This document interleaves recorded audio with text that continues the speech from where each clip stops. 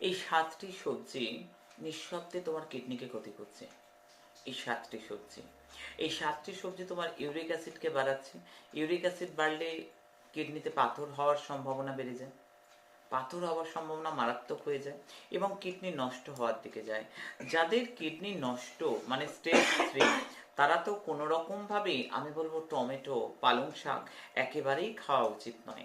কোন কোন খাবারগুলো অত্যন্ত, সবজিগুলো খারাপ, যে 7টা সবজি যেগুলোর মধ্যে অক্সালেট এত পরিমাণে আছে, যেগুলোর মধ্যে অক্সালেট থাকলে ইউরিক অ্যাসিড বেড়ে যাচ্ছে, ইউরিক অ্যাসিড যেটার মধ্যে পিউরিন বেড়ে যাচ্ছে, পিউরিন কিন্তু ইউরিক অ্যাসিডকে বাড়িয়ে দিচ্ছে।